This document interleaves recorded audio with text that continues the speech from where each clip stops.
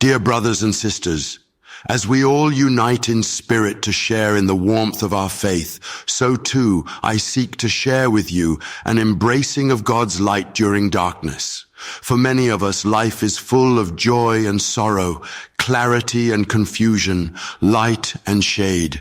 Times of crisis like these, darker than others, sometimes question the faith within us, and that is the time when our heart and mind should look up to the divine light of God.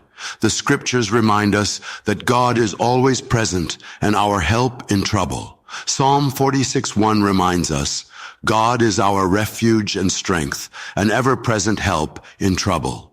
May we go into the love of God as a refuge and lean upon his strength when ours has failed. So often, when we are most vulnerable, it is then that God's light shines through the darkness to guide us through. Think of the story in the Bible where Joseph was sold to slavery by his brothers, who had a reason for their jealousy and spite. He suffered through many hardships, but never lost faith in what God had planned for him. Joseph trusted the Lord, and in due season, his faithfulness was rewarded, even unto being placed in a position of great power in Egypt, and thus saving his family and many others from famine. Through Joseph's story, we understand quite well how God's light turns even life's hopeless-looking moments into a hopeful and redeemed path. The darkness in our personal lives may come in many forms: the death of a loved one, illness, pain from one who betrays, or fear of an unsure future. Again, God's light is not snuffed out in these moments. It is our job to seek it, to open up our hearts and let his love be the light unto our paths.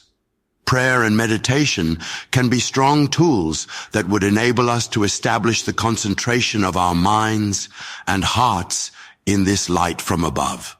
In prayer, we trust in God and let go of our burdens unto him, inviting his peace into our souls. And of course, last but not least, we have the people in our community. We are all one big family, joined by our shared Christian faith in God's grace and love.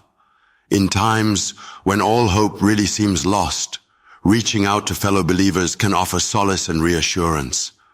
By acts of kindness, compassion, and mutual concern, we mirror God's light to each other, reminding all that we will never be totally alone. Let us also be inspired by the example of Jesus, who referred to himself as the light of the world.